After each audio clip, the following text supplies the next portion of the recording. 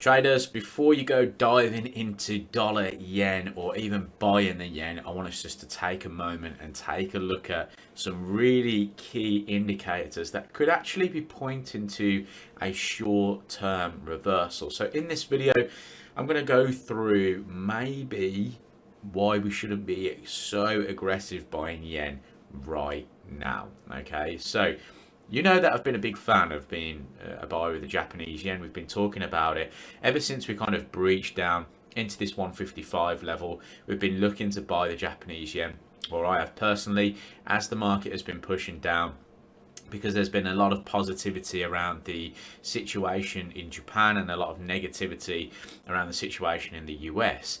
Now, the market has drove down into this key area, this 149 level. In the week ahead analysis video, I pointed out that this is a pretty key level. You know, this market has been in and around this area in the past. It has found support from here recently. It has found resistance at this point as well. So it's a significant level because this is a daily chart and you can see these aggressive moves away from this point. So this is an area where the market deems as sort of value point, right?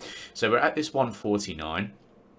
The market is starting to find some buyers here. We've had a little bit of a push up. We've come back in aggressively, sold off yesterday as US stock markets came in lower as well. Trump adding those 25% tariffs onto Canada and to Mexico.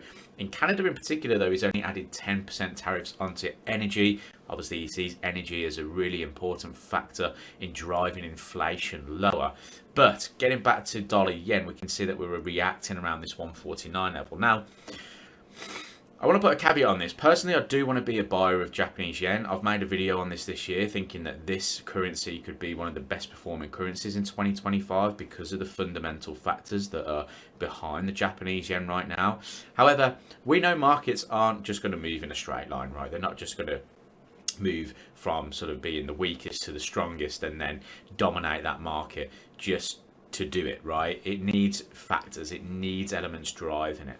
Now, one big thing that we've talked about and what we talk about on the channel is the commitment of trader reports, right? So I'm going to bring in these commitment of trader reports right now because they're showing us a really interesting factor within the market. Okay, so this is the Japanese yen futures. This is the non-commercial, so the large speculators. So those are your hedge funds and those that are looking to try and make money out of the markets. You can see that they added 35,000 contracts long. Okay, so that's a significant difference in the change in contracts. Okay, so basically what it means is they added actually 24,000 contracts long, but they reduced short positions by a further 11,000 contracts, adding up to that 35,000 contracts that they've added within the market. Okay, now if we actually look at this kind of really nice little visual aid here, it shows us that actually they are buying at extreme levels now. Now, if you're a fan of the channel and you understand the commitment of trader reports and the way I like to look at them, I like to look at when we reach extremes, what will that mean for a currency, right? So I'm just going to take off the small speculators and the commercials off of this. I'm going to show you what's happening right now. We can see that they've reached 95,980 contracts total. Okay, that's net, that's the longs minus the shorts. Okay, now if I actually just slowly scroll back in time, you'll notice that this is the most bullish hedge funds have ever been on the Japanese yen. Okay, surpassing those that we saw back in 2016, surpassing those that we saw back in 2021, and surpassing the most recent level back in 2024. So we're seeing a further extreme buying from the hedge funds. Now, yes, that could mean one of two things. It means that hedge funds see value in buying the Japanese yen. Why do they see value in buying the Japanese yen? Could be a factor of things. The main things that kind of stand out to me is the fact that the Bank of Japan are one of the only central banks that are considering hiking interest rates because inflation is moving higher. Okay, the recent inflation data showed that wasn't as aggressive as what the market was forecasting, but they are expecting inflation to be higher. Bank of Japan could end up hiking interest rates by at least another 25 to 50 basis points by the end of this year. That's what the market is trying to price in right now. And we're seeing an aggressive move for the Japanese yen. Another factor as well is global uncertainty. A lot of tension around in the world at the moment with tariffs and things like that. And we're starting to see the Japanese yen maybe even being used as a bit of a fuel, as a safe haven environment in those kind of conditions, right? We're seeing a lot of spikes in the volatility index. We're seeing the US stock markets fall. Naturally, the Japanese yen, because of its low yields, has been an area of safe haven for markets and investors. So we're seeing that kind of flow, that capital flow going into the Japanese yen. The third and final thing for me is oil prices. Japanese economy relies heavily on oil prices, and when oil prices are low, their economy tends to perform a lot better.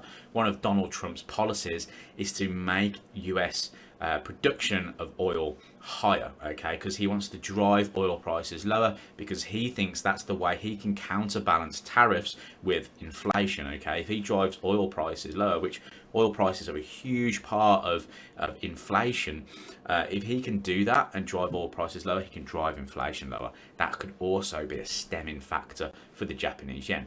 But I do want to add a warning to this. Now, what I like to use with the commitment to trade reports is extremes. This is an extreme, okay? This previously was an extreme. This down here was an extreme, okay? Look at how the market has reacted. When hedge funds were selling at the most they've ever sold at, what happened to the Japanese yen? It rallied. The market actually saw an intervention by the Bank of Japan, and we saw a significant rally. Now remember, this is a weekly chart that you're looking at here, okay? This isn't days, this isn't hours, this is a weekly chart. So a significant move in the market. When we got to an extreme high, what happened? Japanese yen sold off, okay? Because essentially what happens is hedge funds have no more room to push price, okay? They've filled their orders, so what are they doing? They need to get out of some of these positions, okay? So that's what they're doing at the moment. That's what they could start to do at the moment. Now we've reached this extreme, because that begs the question, are we going to see a reversal here, or are we going to see a continuation up to the next level of resistance? Now, the commitment of traders is terrible at timing things, but we can use it as breadcrumbs into what the hedge funds are doing within the market, okay? So I can see that at the moment that they are buying aggressively. Does that make me want to sell yen? No. Does it make me want to buy yen? Of course, because I want to go with the people that make money, right? But when they do it at extremes, it just adds a little bit of caution there for me to do that with. Another thing I want to add into this as well is my currency strength meter. Okay, I'm a big fan of using my currency strength meter. It's a popular tool that I use on the channel, and what it does, it just highlights to me what currencies are strong, what currencies are weak, gives me areas to focus within the market. We are now at +7, so if I actually just go over to the main strength meter here and just highlight this to you here, we are at +7. Now, that means that this is the strongest currency across the G7 currencies, okay?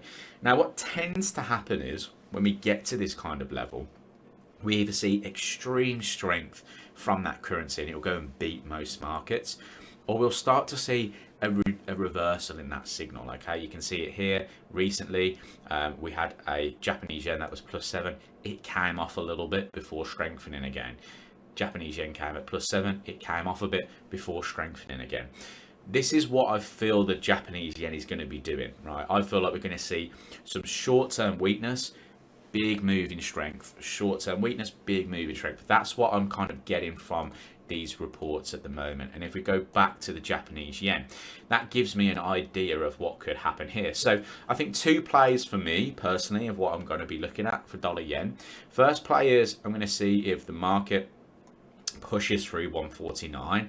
If it does and it can hold below 149, I think the move to 140.50 is likely, and I would be looking to buy Japanese yen personally across multiple different assets, mainly looking at those that could include things like weaker currencies like the Australian dollar, the New Zealand dollar, Canadian dollar, potentially even Swiss as well. We know that the Swiss National Bank are cutting interest rates aggressively, but we do have Swiss inflation coming up, which could just put a little bit of a dampener on that if it doesn't kind of meet the requirements for them to aggressively cut rates again. Or what we're going to see is that sort of weakness move coming in before then a continuation, right? So I quite like this 155 area. The reason why I like this a lot is if we actually just go up to the weekly chart here, where I do most of my analysis, we can see that there was a really nice level here. There was this kind of move from 155 back down to 149, and then a small kind of breach of that level before then reclaiming it. And this was the level where I said, if that breaks, we're going to see some further downside in dollar yen prices. Now that we've had that, this could be a great level to get back into any kind of significant move for me. So I want to see, you know, if we don't break or hold here, if we don't get below 149 and the market does start to just give back a little bit of this move, I would like to see prices back up towards 155. Now, how likely that is, I don't know. The market's going to do what the market's going to do.